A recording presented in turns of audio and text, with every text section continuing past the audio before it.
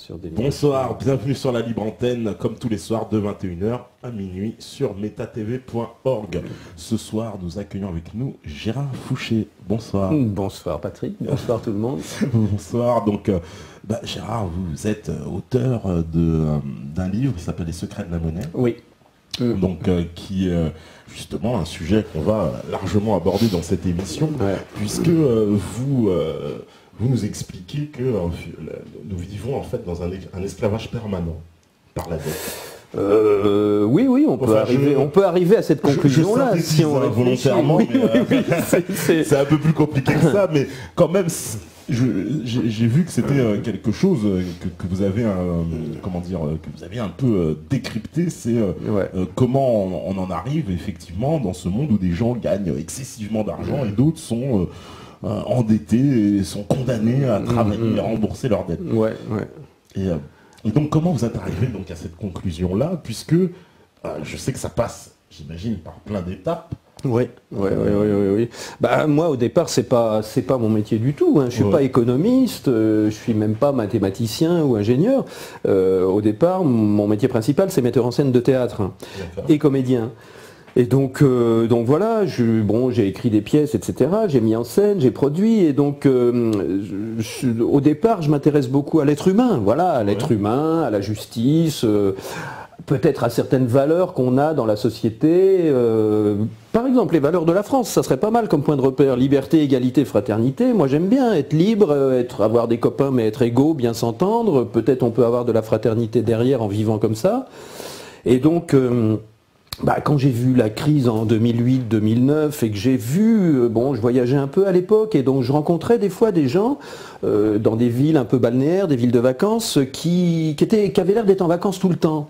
Des gens riches, qui ont beaucoup d'argent. Il y a des gens qui ont beaucoup d'argent, qui sont très riches, qui ont un yacht, qui ont 3 studios à Paris, qui ont une maison de campagne, qui ont un chalet pour aller au ski. Et ils n'ont pas l'air de travailler plus que les autres. Ils n'ont pas l'air non plus d'être beaucoup plus intelligents que les autres. Et donc je me suis dit, c'est bizarre quand même. Moi j'ai fait du théâtre en tant que metteur en scène, comédien, mais aussi en tant que producteur. Et donc je viens aussi de la création d'entreprises. Et donc je sais à quel point c'est pas facile de monter une boîte et de gagner des sous avec, honnêtement. C'est pas évident. Quand on a payé toutes les charges, on s'aperçoit que si on augmente le chiffre d'affaires, on gagne pas plus, etc. C'est compliqué de gagner des sous avec son talent et son travail. Et donc je me suis dit, en voyant qu'il y avait des gens, même pendant une crise comme celle de 2008-2009, qui continuaient à gagner beaucoup d'argent, qui continuaient à investir, qui continuaient à être en vacances, et d'autres gens, par contre, qui perdaient leur maison, qui se retrouvaient dans la rue, qui se retrouvaient dans des cartons, qui se retrouvaient malades ou en train de divorcer ou qui se suicidaient parce qu'ils n'avaient plus le moyen de vivre, qui est l'argent, je me suis dit, c'est pas possible. Que des gens gagnent 1000 fois plus que d'autres, ils sont pas 1000 fois plus intelligents, ils sont pas 1000 fois plus travailleurs, c'est pas possible, il y a un truc. Un peu comme quand on voit un tour de magie, quand on voit un gars qui sort des pigeons d'un chapeau, je sais pas vous, mais bon, quand on est gamin, on se dit, on aimerait bien savoir comment il fait quand même, il y a un double fond et tout, on se pose des tas de questions, on aimerait bien revoir le tour une deuxième fois, mais ils ont absolument pas le droit, les magiciens, de faire 2 fois le même tour, justement, pour pas que les gens voient le truc. Et donc j'ai abordé la monnaie comme ça, vraiment, en me disant, il faut que je comprenne ça, il faut que j'arrive à déterminer quel est le truc. Ils ont un truc, ça peut pas être autrement.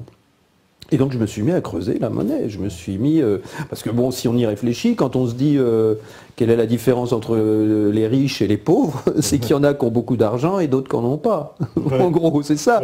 Donc je me suis dit, ça doit avoir quelque chose à voir avec la monnaie. Et là, je me suis mis à étudier la monnaie, et alors j'ai trouvé des trucs hallucinants, des trucs. Il y a 3-4 ans, quand j'ai commencé à réfléchir à tout ça, et que j'ai rencontré des économistes, des mathématiciens, des ingénieurs, des gens vraiment qui avaient déjà bien compris et assimilé le système, il y a des moments, franchement, je leur ai dit, c'est pas possible, c'est pas possible que ça puisse être comme ça. Et c'est la réaction que la plupart des gens, quand on leur explique, ont. La première réponse, la première réaction, quand on voit quelque chose qui est fondamentalement dissymétrique, comme est la monnaie en ce moment, on a envie de dire non, c'est pas possible, il y a une erreur, soit tu es fou, soit tu te trompes, mais ça peut pas marcher comme ça, c'est pas possible, ça va dans le mur. Et donc j'ai continué à creuser, j'ai eu beaucoup de discussions justement avec des spécialistes, en passant des heures à discuter, à essayer de comprendre, d'assimiler, parce que j'ai pas un cerveau de spécialiste.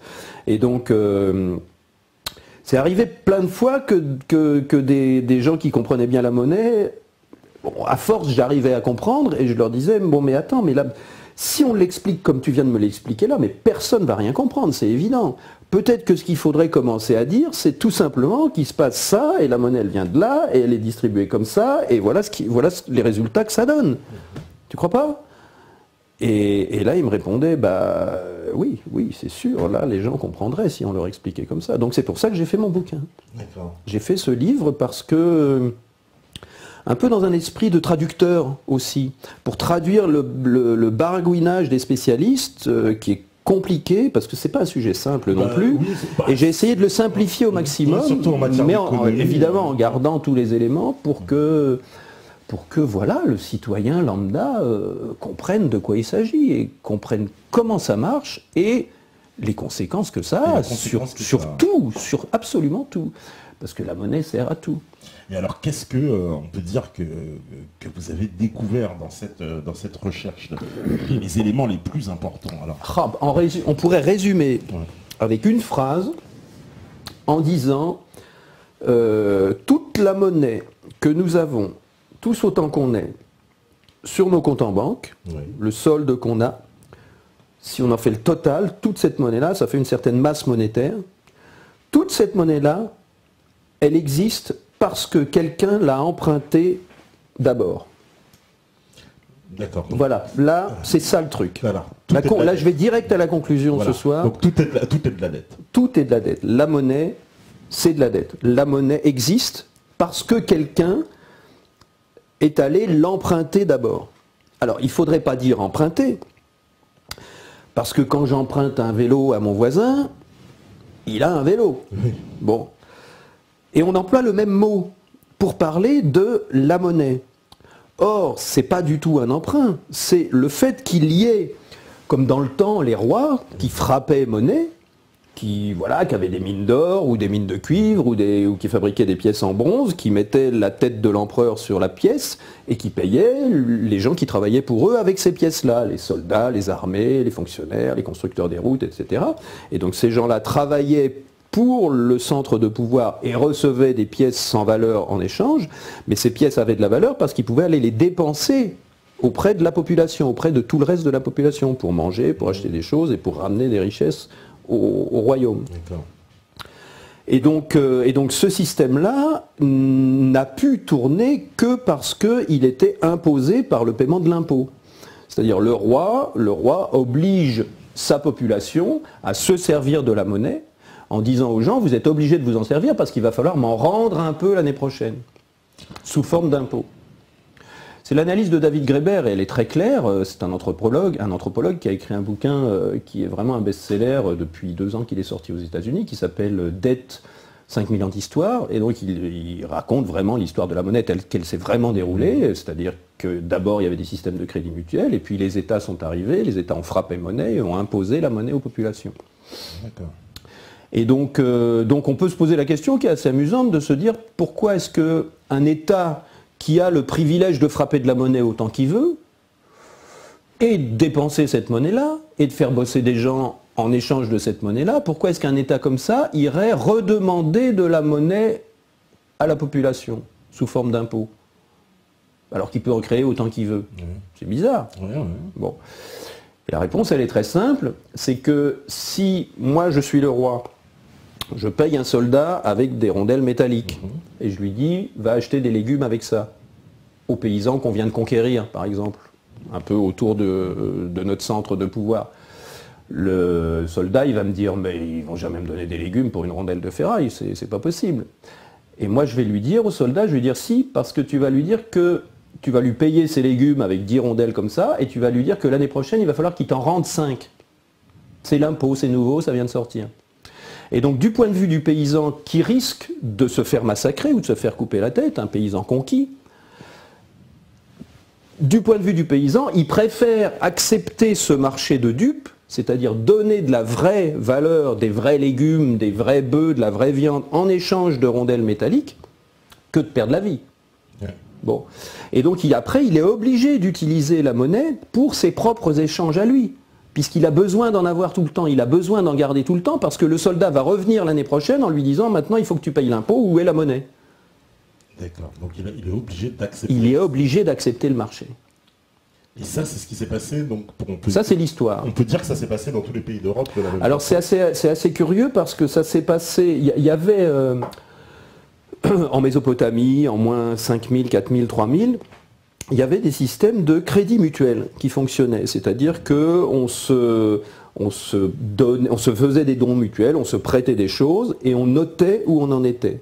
En partie double, c'est-à-dire voilà, je t'avance, je sais pas, des soieries pour aller les vendre au bout du monde, et donc on se fait un papier entre nous, je t'ai donné des soieries, tu as reçu des soieries, et quand tu iras les payer, tu reviendras avec autre chose et on réglera nos comptes, on remettra nos compteurs à zéro. Donc il n'y avait pas besoin d'un centre de pouvoir qui émettent de la monnaie et qui nous oblige à l'utiliser. Ça se faisait entre les citoyens. Ça s'est fait pendant des millions d'années, les tablettes, l'écriture cunéiforme, il y en a des tonnes. Ouais. C'était des systèmes sophistiqués de crédit et de dette mutuelle. Et puis, simultanément, autour de moins 700, moins 650 avant Jésus-Christ, les monnaies frappées sont apparues simultanément en Chine, en Inde et au Moyen-Orient, dans ce qui est maintenant dans ce qui était à l'époque l'Asie mineure, qui est maintenant la Turquie. C'est là où on a retrouvé vraiment les toutes premières pièces. Et donc les anthropologues nous disent les premières pièces sont apparues avec les premiers centres de pouvoir, avec les premiers États, avec les premiers princes, avec les premiers royaumes, qui ont donc trouvé ce truc fabuleux de frapper monnaie, d'obliger les gens à l'utiliser par l'impôt, et donc de pouvoir faire travailler des gens à l'œil pour un centre de pouvoir. Oui, puisque eux... Donc pomper les richesses des territoires conquis. Parce que par définition, évidemment, pour les rois comme aujourd'hui pour les banques, la monnaie, ils en fabriquaient autant qu'ils voulaient. Voilà, évidemment. Il n'y a pas de limite. Oui. Bon, on peut dire à l'époque que comme il n'y avait pas beaucoup de métal, il n'y avait pas beaucoup d'or, etc. Mais bon, j'en ai vu, j'ai vu des pièces, c'est des rondelles de...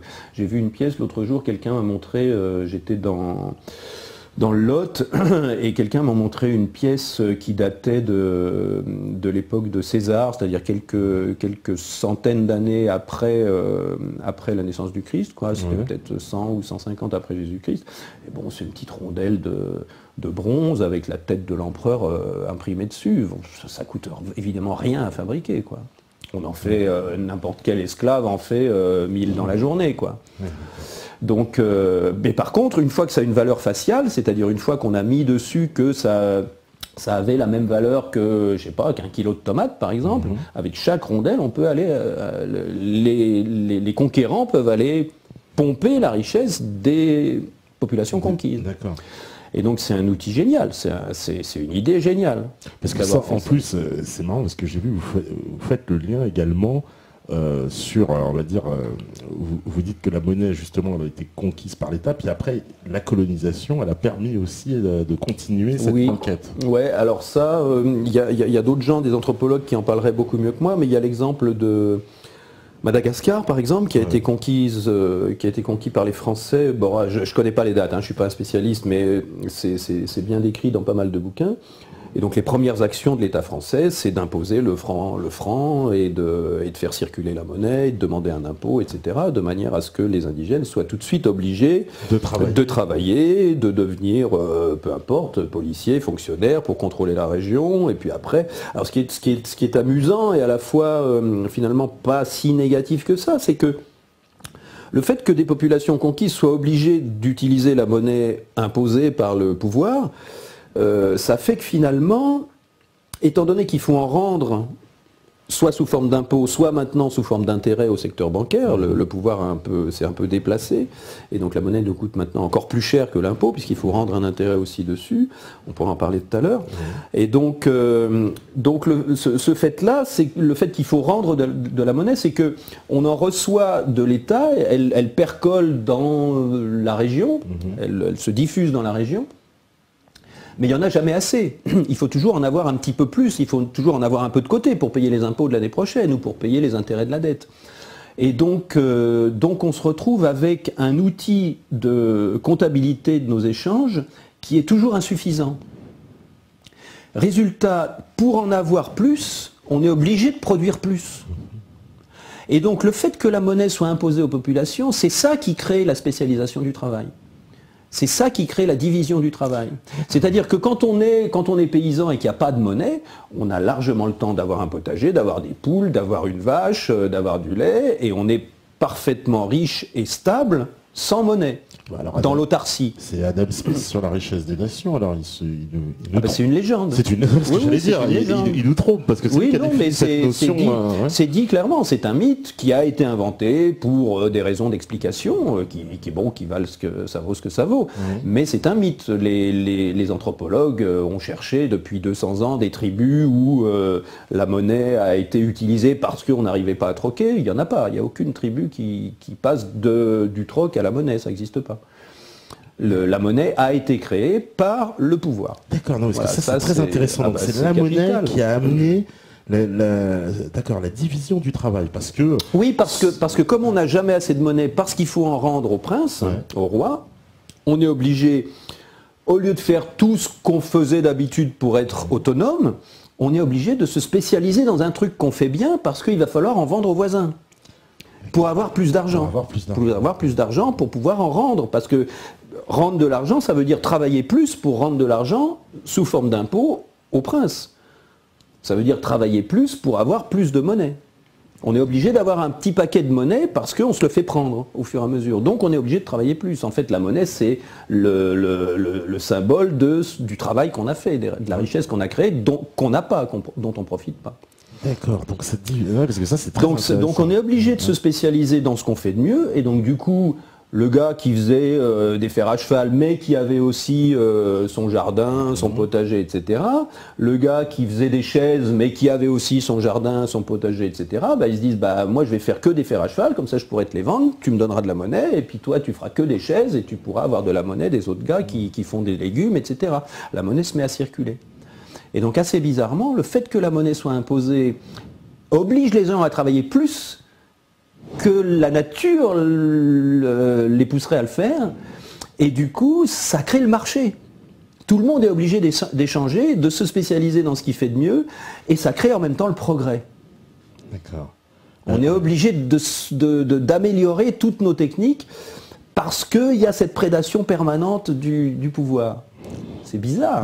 C'est très intéressant. Moi, j'ai jamais entendu cette théorie, mais alors là, je suis assez stupéfait parce que c'est, si j'écoute, je me fie en tout cas aux écrits d'Adam Smith, lui il dit que c'est l'inverse, c'est la division du travail qui fait la spécialisation, qui amène à la richesse. Mais bon, si là, j'ai envie de dire, c'est presque vous faites le contre-pied, disant que c'est la monnaie qui si on creuse plus profond et si en particulier on s'intéresse à des gens qui sont pas que économistes. C'est-à-dire des anthropologues qui ont vraiment étudié l'histoire de la dette, ou des gens qui ont vraiment été dans les tribus, dans les îles, dans des pays très très reculés, où on voit que les populations archaïques vivent de dons mutuels, vivent d'échanges mutuels, un peu comme dans un village à l'ancienne. Alors exactement, dans ces populations, alors justement, vu qu'il n'y a pas de monnaie, c'est quoi? C'est le troc? C'est quoi la base de la valeur des échanges? Non, comment on échange alors? On n'échange pas. On n'a pas besoin d'échanger. On reste dans le don mutuel. On se donne des trucs. Moi, j'ai vécu pendant 2 ans en Afrique en 85. Il n'y avait pas, dans certains petits villages de la brousse, il n'y avait pas de monnaie du tout. Il y avait peut-être 1 franc CFA pour acheter un peu de sel de temps en temps, mais il n'y avait quasiment pas de monnaie qui circulait. Personne n'était pauvre, personne n'était riche, et tout le monde avait largement de quoi à manger. Pourquoi? Parce que il y a toujours dans le village, de toute façon le chef de la famille il va toujours à la pêche, donc il ramène du poisson, la famille travaille dans les champs pour faire le riz, ça prend les 2 mois de saison des pluies, on a le riz pour toute l'année, il y a des poules qui se baladent partout, quand on veut vraiment faire une petite fête on tue une poule ou un petit cochon qui se balade aussi dans la nature, il y a des œufs, il suffit de se pencher pour les ramasser, il y a des mangues, il y a des noix de coco, donc tout va bien. Et si quelqu'un est handicapé et n'a pas les moyens physiques d'aller cultiver son riz, il vient quand le pêcheur revient et puis il s'assoit. Le pêcheur qui a sa pirogue remplie de poissons, elle lui donne un poisson ou deux. Évidemment. Évidemment, la nature est tellement abondante. Et donc voilà, dans les sociétés archaïques, on trouve ces dons mutuels qui fonctionnent, mais alors ce sont des sociétés qui sont, d'un point de vue monétaire, 1000 fois en dessous du seuil de pauvreté puisqu'il n'y a pas d'argent du tout. Donc du point de vue du FMI, c'est des pays qu'il faut aller sauver en leur prêtant de l'argent pour qu'ils progressent. C'est de la folie. Alors qu'en plus on les endette, parce que le FMI... Évidemment, parce qu'on leur prête de l'argent, créé ex nihilo, il faut qu'ils en rendent le double. Donc c'est sûr qu'ils ne sont pas prêts de s'enrichir. C'est encore pire. Ouais. Alors justement, il y a pas mal de questions. Il y a une question peut-être qui arrive un peu trop vite. On me dit, est-ce que M. Pouchet pour l'abolition de l'argent? Alors ça, on en a parlé tout à l'heure. L'abolition de l'argent, je peux dire que d'après ce que je comprends, on va vers une... mais peut-être à très long terme, mais on va, je pense, vers une disparition de la notion d'argent, oui. En tout cas, je pense qu'on va vers une disparition de la notion de monnaie telle que je viens de la décrire, imposée par un État ou par un secteur bancaire ou peu importe, parce que là, on est en train vraiment de se rendre compte qu'il y a une arnaque fondamentale au cœur de la monnaie. Pour avoir des unités monétaires sur nos comptes en banque, c'est-à-dire pour pouvoir s'acheter et se vendre des trucs, il faut qu'on aille emprunter des unités monétaires, il faut qu'on aille emprunter des chiffres. Et il faut qu'on en rende plus que ce qu'on a emprunté. Parce que quand on emprunte 100, il faut rendre 100, mais il faut rendre 100 de plus. 100 de plus, oui. Parce que l'intérêt, il est permanent. Il est perpétuel. Parce que la masse monétaire qu'on a sur nos comptes bancaires, si elle diminue, c'est la crise, c'est la dépression. Si elle augmente, c'est de l'inflation et des booms économiques, ça fait des cycles économiques. Donc il faut qu'on ait toujours à peu près, en gros, une masse monétaire à peu près constante, qui baisse pas trop, qui augmente pas trop. Et donc la totalité de cette masse monétaire-là, elle vient d'un emprunt préalable, elle est endettée, elle est soumise au paiement d'un intérêt, toute la masse monétaire. Parce qu'il y a des gens qui empruntent, parce que les entreprises empruntent, parce que les États empruntent pour qu'il y ait de la monnaie, sinon il n'y aurait pas de monnaie. Oui, parce que si on payait tous nos dettes, c'est ce que dit Tian Chouard, tout l'argent disparaîtrait, dans la logique, c'est ça. Forcément, puisque tout l'argent... Alors il faut bien penser, il faut bien comprendre que crédit et dette, c'est la même chose. Si je vous prête 1000 euros, je vous fais un crédit de 1000 euros et vous êtes endetté envers moi de 1000 euros. Donc c'est juste une question de point de vue, le crédit et la dette. Il ne faut pas oublier ça. Et donc voilà, quand on comprend ça, on comprend qu'il y a des gens, des particuliers, des entreprises, des États qui vont se soumettre au secteur bancaire qui, en ce moment, a le privilège de créer des unités monétaires. Et donc vont emprunter des unités monétaires pour en avoir, pour soi, pour dépenser. Et puis une fois qu'on les a dépensées, ça devient de la monnaie qui sert à tout le monde. Ça devient des unités monétaires sur les comptes en banque qui sont au-dessus de zéro, qui font que nos comptes sont positifs. Et donc pour avoir ces unités monétaires positives-là, il faut forcément que quelqu'un aille l'emprunter. Donc quand on a emprunté 100, il faudra rendre 100. Mais quand on a emprunté 100, il faudra aussi rendre 100 de plus, les intérêts. Parce que les intérêts à 3, 4, 5%, sur 20 ans, ça double. Oui. Si on fait le tableur, c'est le problème des intérêts composés qu'on a beaucoup de mal à comprendre avec nos cerveaux humains, parce que c'est une progression exponentielle et il n'y en a pas dans la nature, donc on n'a pas l'habitude de voir ces choses-là. Et donc quand quelqu'un ramène 100 de monnaie qui va servir à tout le monde une fois que ça sera dépensé, il faut qu'il rende 100 plus 100. Oui. Bon, 100 de principal plus 100 d'intérêt. Et les 100 principales, il a été les chercher, il les a eus, ils sont diffusés. Donc à la limite, il peut aller les rechercher, les rendre à la banque. Mais les 100 d'intérêt, ils ne sont pas là. S'il veut rendre les 100 d'intérêt, il faut qu'il aille les prendre à quelqu'un qui les a déjà empruntés avant. Mais qui les aura plus.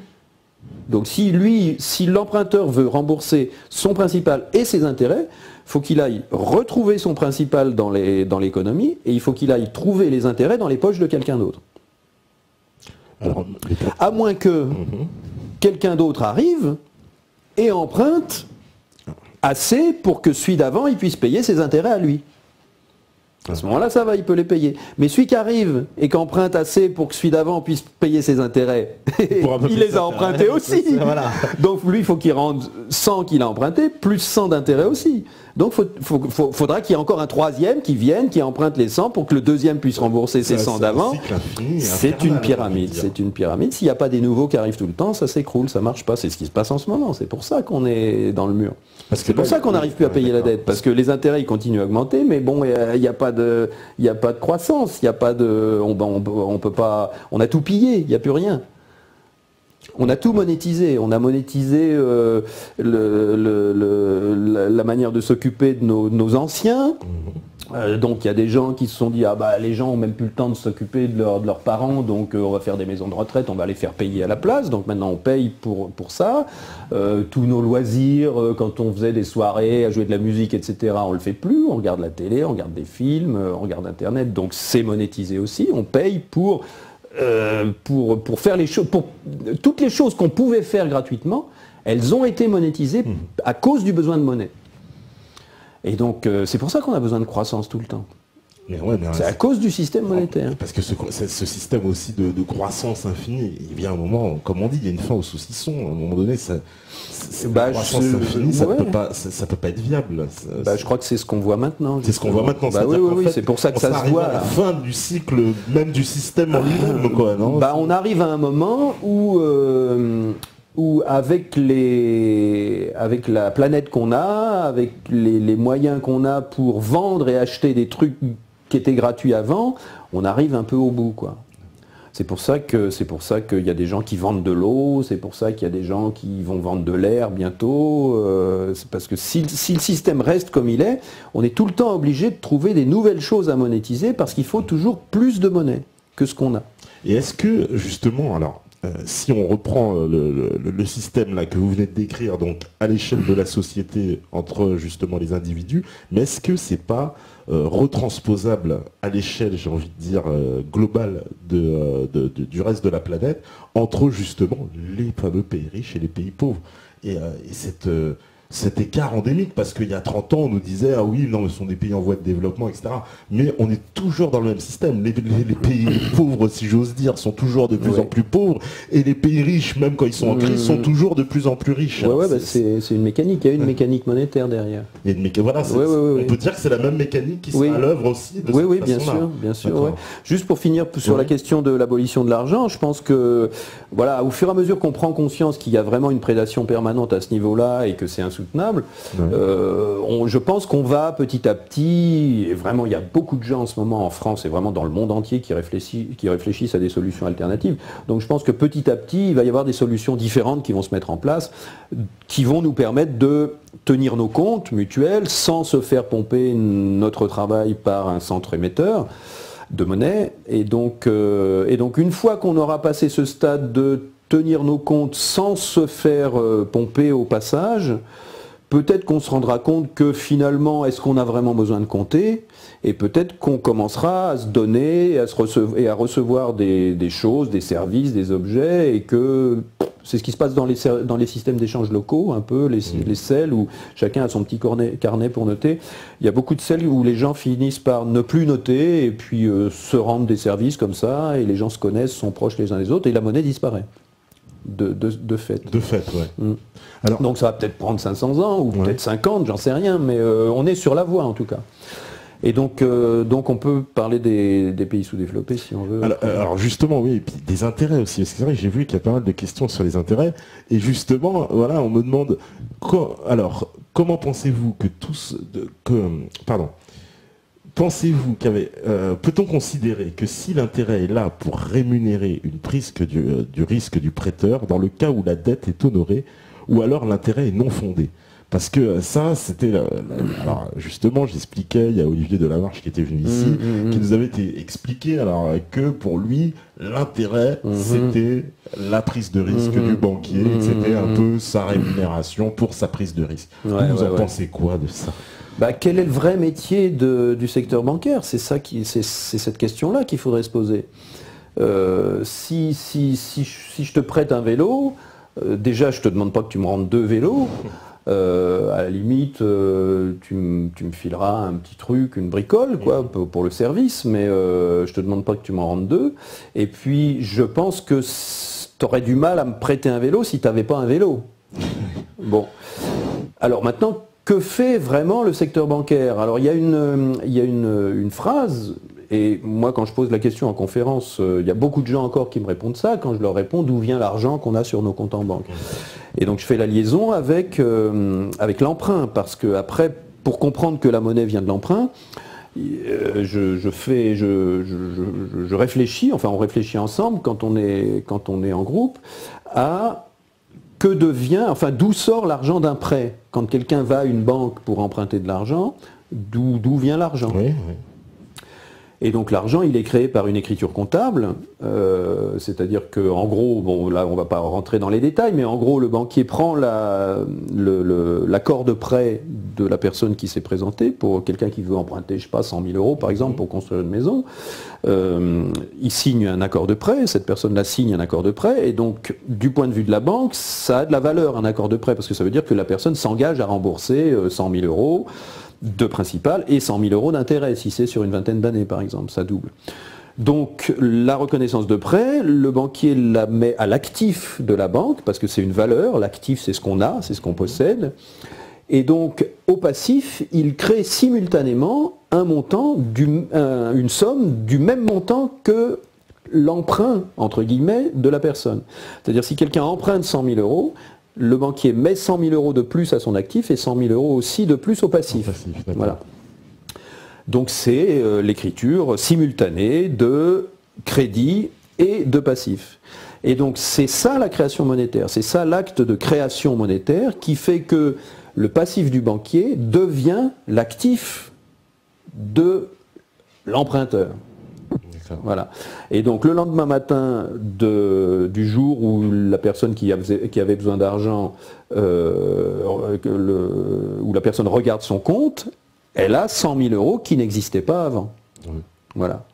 Et donc ces 100 000 euros, ce sont 100 000 euros de plus qui n'existaient pas auparavant et que cette personne-là va dépenser. Si elle fait construire une maison, par exemple, elle va faire des chèques à tous ses artisans. Et cette monnaie-là, elle va se diffuser dans l'économie, elle va devenir de la monnaie. Alors, quel est le risque du banquier? C'est une bonne question. C'est une bonne question. Le risque du banquier, ça serait que la personne ne rentre pas les 100 000 de principal, par exemple. Bon, à ce moment-là, qu'est-ce qu'il fait? Il a mis une hypothèque sur la maison, il revend la maison, il garde les 100 000. Voilà, c'est pas compliqué.